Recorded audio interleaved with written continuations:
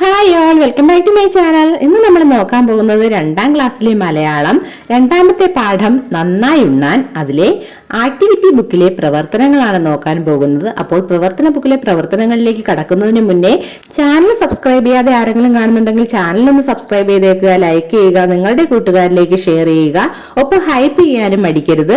അതുപോലെ 2ാം ക്ലാസ്സിലെ ഇതിനു മുന്നേ ചെയ്തിട്ടുള്ള ക്ലാസ്സുകൾ കാണാനായി നിങ്ങൾക്ക് ഞങ്ങളുടെ ചാനൽ വിസിറ്റ് ചെയ്ത് ക്ലാസ്സുകൾ കാണാവുന്നതാണ്. നമുക്ക് പ്രവർത്തനങ്ങൾ ഓരോന്നായി നോക്കാം. പ്രവർത്തനം 2.1 എഴുതി നോക്കാം. എല്ലാ ജീവികൾക്കും ആഹാരം ആവശ്യമാണല്ലോ. നമുക്ക് ആഹാരം ലഭിക്കുന്നത് കൃഷിയിലൂടെയാണ്. എന്തെല്ലാം കൃഷികളാണ് നമുക്ക് ചുറ്റുമുള്ളത് എഴുതി നോക്കാം. അപ്പോൾ നമ്മൾ കഴിക്കുന്ന ആഹാരമൊക്കെ നമുക്ക് എവിടെ നിന്നാണ് ലഭിക്കുന്നത്? കൃഷി ചെയ്ത് കിട്ടുന്നതാണല്ലേ.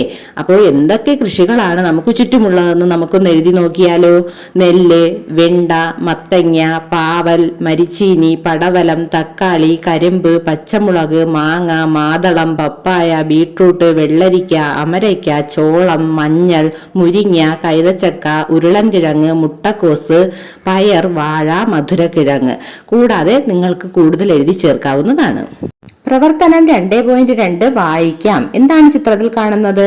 കലപ്പ കണ്ടോ? കലപ്പ നിങ്ങൾ കണ്ടിട്ടുണ്ടോ? കണ്ടിട്ടുണ്ടാവില്ല. കലപ്പയും കാളയും ഉപയോഗിച്ച് കർഷകൻ നിലം ഉഴുവുന്നതാണ് നമ്മൾ കാണുന്നത്. ഞാൻ കലപ്പ. കൂട്ടുകാരെ, ഞാനാണ് കലപ്പ. കൃഷി ചെയ്യാൻ നിലമൊരുക്കണ്ടേ? മണ്ണ് നന്നായി ഇളക്കി മറിച്ചാണ് നിലമൊരുക്കുന്നത്. അതിന് പണ്ടൊക്കെ ആളുകൾ എന്നെയാണ് ഉപയോഗിച്ചിരുന്നത്. എന്റെ മൂർച്ചയുള്ള ഭാഗം മണ്ണിൽ ചാലുകൾ കീറും. കാളകളും പോത്തുകളും ചിലപ്പോൾ മനുഷ്യരുമൊക്കെ എന്നെ വലിച്ചുകൊണ്ടു പോകും. കാലം മാറി. യന്ത്രങ്ങൾ വന്നപ്പോൾ എന്നെ ആർക്കും വേണ്ടാതായി. അപ്പോൾ പണ്ട് കൃഷി ചെയ്യാനായി നിലമൊരുക്കിയിരുന്നത് കലപ്പ ഉപയോഗിച്ചായിരുന്നു. ഇന്നതിനെ ട്രാക്ടർ പോലുള്ള പല യന്ത്രങ്ങളും ഉപയോഗിക്കുന്നുണ്ടെങ്കിലും പണ്ട് ഉപയോഗിച്ചിരുന്നത് കലപ്പയാണ്. കലപ്പയുടെ മൂർച്ചയുള്ള ഭാഗം മണ്ണിൽ ചാലുകൾ കീറി മണ്ണ് ഇളക്കി മറിച്ച് നിലമൊരുക്കുകയാണ് ചെയ്യുന്നത്. അതിനുവേണ്ടി കാളകളെയോ പോത്തുകളെയോ ചിലപ്പോൾ മനുഷ്യർ തന്നെ കലപ്പയെ വലിച്ചുകൊണ്ടു പോവുകയാണ് ചെയ്യുന്നത്. അടുത്ത പ്രവർത്തനം നോക്കാം. പ്രവർത്തനം 2.3 കടങ്കഥ നിർമ്മിക്കാം. ആരാണ് ചിത്രത്തിൽ? തക്കാളിയാണ്. തക്കാളി ഉത്തരമായി വരുന്ന കടങ്കഥകൾ നിർമ്മിക്കണം. ഞാൻ കുറച്ച് കടങ്കഥകൾ ഇവിടെ കൊടുത്തിട്ടുണ്ട്. ഇതിൽ നിന്ന് ഏതെങ്കിലും നിങ്ങൾക്ക് എഴുതാവുന്നതാണ്. 1-2 വായിക്കാം. ചുവന്നു തുടുത്തുരുണ്ട് പുളി രുചിയുള്ള എന്നെ നിങ്ങൾ മിക്ക കറികളിൽ വിടും. ഉത്തരം തക്കാളി. ചുവന്ന കുഞ്ഞൻ കറിയിലെ രാജാവ്, പച്ചയായി ജനിച്ച് ചുവപ്പായി വളരും, ഞാൻ ആര്? അതും തക്കാളിയാണ്. പച്ച വസ്ത്രം മാറ്റി ചുവപ്പ് വസ്ത്രം ധരിക്കും, കറിയിലും സാലഡിലും സ്ഥാനം പിടിക്കും, ഞാൻ ആര്? അപ്പോൾ ഇതുപോലെ കുറച്ചെണ്ണം എഴുതിയിട്ടുണ്ട്. നിങ്ങൾക്ക് ഇഷ്ടമുള്ളത് എടുത്തെഴുതാവുന്നതാണ്. അടുത്ത ആരെയാണ് തന്നിരിക്കുന്നത്?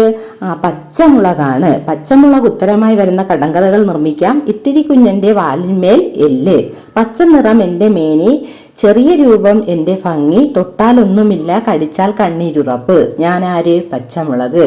കറികളിലെ കുഞ്ഞൻ ഞാൻ, എരിവാണെന്റെ ബലം, ഞാൻ ആര്? പച്ചമുളക്. പച്ചക്കുപ്പായം ധരിച്ചു നിൽക്കും, വായിലായാൽ എരിവ് പകരും, ഞാൻ ആര്? എല്ലാം പച്ചമുളക് എന്നാണ് ഉത്തരം വരുന്നത്. അടുത്തതാരാണ്? ക്യാരറ്റ് ആണല്ലേ. നമുക്ക് ക്യാരറ്റ് ഉത്തരമായി വരുന്ന കടങ്കഥകൾ നിർമ്മിക്കാം.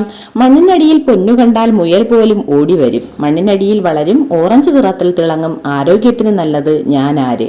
പച്ചത്തലപ്പാവും ഓറഞ്ച് ശരീരവും മണ്ണിനടിയിൽ വളരുന്ന പച്ചക്കറി, ഞാൻ ആര്?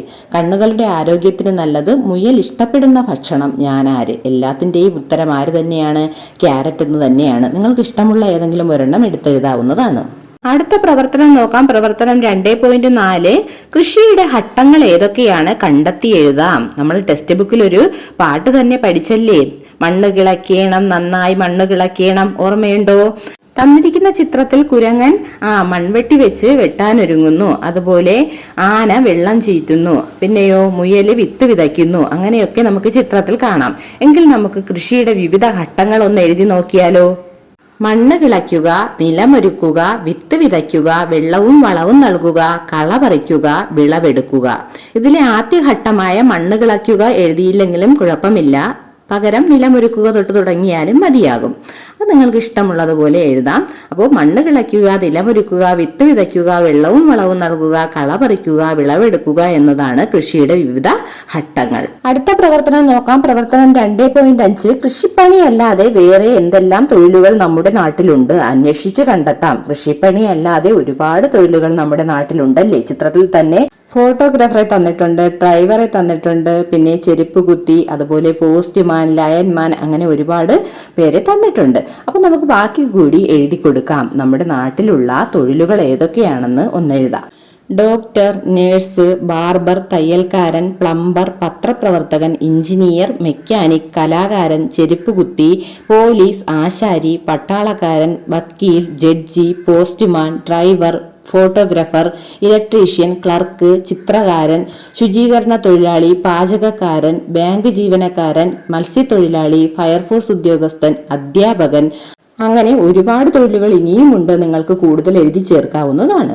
അടുത്ത പ്രവർത്തനം നോക്കൂ. പ്രവർത്തനം 2.6 നന്നായി ഉണ്ണാൻ എന്ന കഥയിൽ നിങ്ങൾക്ക് ഇഷ്ടപ്പെട്ട ഭാഗം വരച്ചു ചേർക്കാം. അപ്പോൾ മൃഗങ്ങൾ എല്ലാവരും ചേർന്ന് കൃഷി ചെയ്യുന്ന ചിത്രമോ അവർ കൃഷി ചെയ്യാൻ പോകുന്ന ചിത്രമോ അങ്ങനെ എന്തെങ്കിലും ഒന്ന് നന്നായിട്ട് നിങ്ങൾ വരയ്ക്കുക.